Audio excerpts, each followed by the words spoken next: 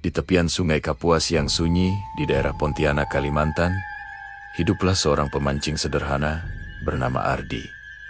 Ia dikenal pendiam dan lebih suka berbicara dengan riak air daripada dengan manusia. Setiap sore, selepas matahari merunduk ke balik pepohonan, Ardi akan duduk di atas perahu kayunya yang kecil, menunggu umpan disentuh ikan sungai. Pontianak bukan hanya tentang pasar yang ramai dan jembatan yang megah. Kota itu juga menyimpan cerita lama yang berbisik di antara akar bakau dan kabut tipis yang turun menjelang malam. Orang-orang tua sering mengingatkan agar tidak terlalu lama berada di sungai saat langit mulai gelap. Mereka percaya ada makhluk yang terbang tanpa tubuh mencari mangsa di antara sunyi. Namun, Ardi tidak pernah benar-benar percaya. Baginya, sungai adalah sahabat. Hingga pada suatu senja yang ganjil, ketika langit berwarna jingga keunguan, ia melihat sesuatu yang membuat tangannya gemetar. Di atas air yang tenang berdiri seorang perempuan cantik, berambut panjang, kulitnya pucat bercahaya, seperti bulan. Gaunnya putih tipis, melambai, tanpa tersentuh angin. Ia tersenyum kepada Ardi. "Namaku Laila," ucap perempuan itu lirih. Ardi terdiam. Ia tahu kisah tentang Kuyang, makhluk yang hanya berupa kepala dan organ dalam yang terbang di malam hari.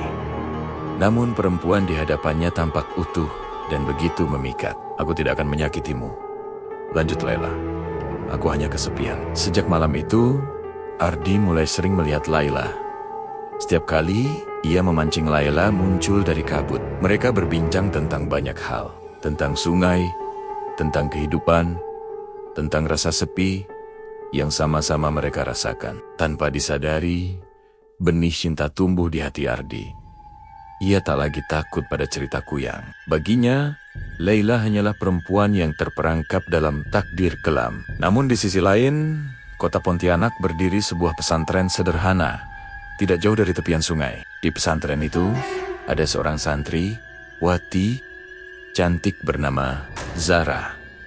Wajahnya teduh, dan sorot matanya lembut. Zahra sering berjalan sore hari ke tepi sungai untuk menenangkan pikiran sambil menghafal doa. Suatu sore, Zahra melihat Ardi duduk sendiri memancing. Ia memperhatikan pemuda itu sejak lama. Ada kesederhanaan dan ketulusan dalam diri Ardi yang membuat hatinya bergetar. Hari demi hari, Zahra mulai memberanikan diri menyapa.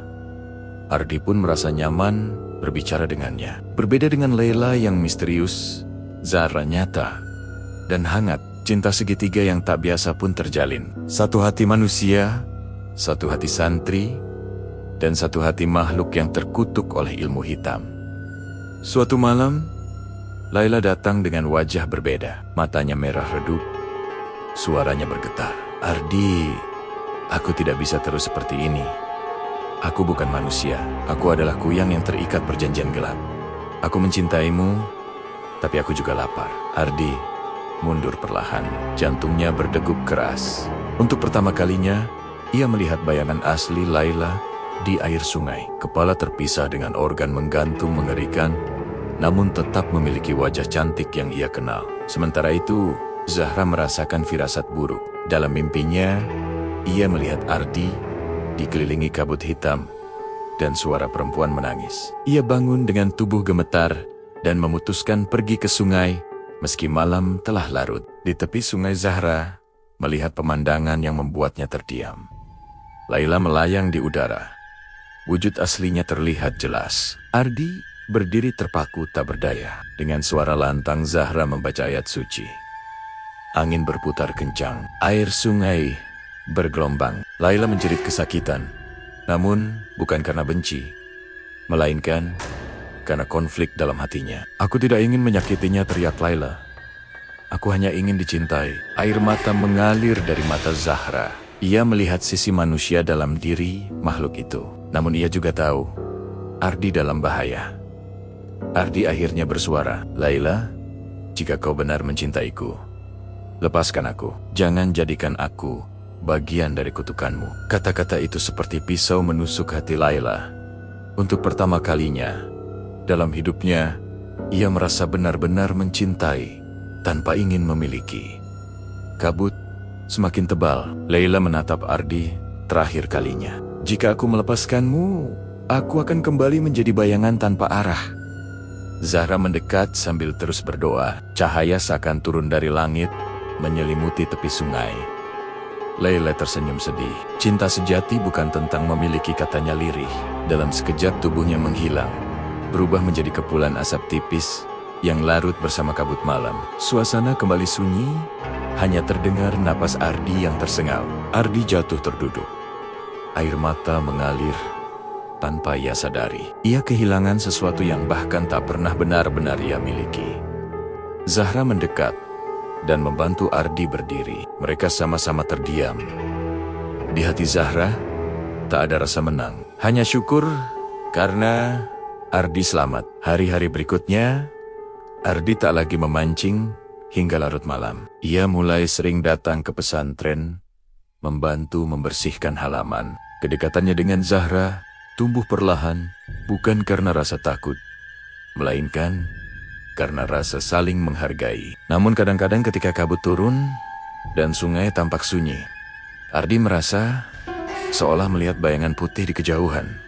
Ia tidak lagi takut. Ia hanya berdoa semoga Laila menemukan kedamaian. Cerita tentang kuyang cantik yang jatuh cinta kepada pemancing menyebar pelan di Pontianak. Orang-orang kembali mengingat bahwa di balik setiap makhluk, bahkan yang paling menyeramkan sekalipun, bisa tersembunyi perasaan yang tulus. Ardi belajar bahwa cinta tidak selalu datang dalam wujud yang benar. Dan Zahra belajar bahwa keberanian bukan hanya melawan kegelapan, tetapi juga memahami luka yang tersembunyi. Kini setiap senja Ardi dan Zahra sering duduk bersama di tepi sungai Kapuas. Mereka berbicara tentang masa depan sambil mengenang masa lalu yang hampir merenggut segalanya. Di antara desir angin dan suara air mengalir, tersimpan kisah cinta yang tak biasa antara manusia santri dan makhluk malam yang pernah ingin merasakan hangatnya kasih.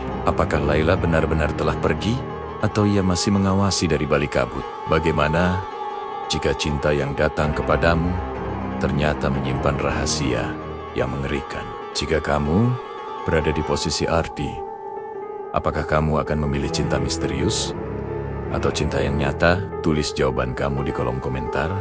Dan jangan lupa, dukung terus karya cerita horor seperti ini dengan cara subscribe ke channel Kreator Jampang agar tidak ketinggalan kisah-kisah misteri berikutnya. Pesan moral dari cerita ini adalah bahwa tidak semua yang terlihat indah membawa kebaikan, dan tidak semua yang menyeramkan sepenuhnya jahat. Cinta sejati harus dibangun di atas kejujuran dan kebaikan, bukan pada rahasia dan kutukan. Berhati-hatilah dalam memilih jalan hidup, karena satu keputusan bisa menentukan masa depan selamanya.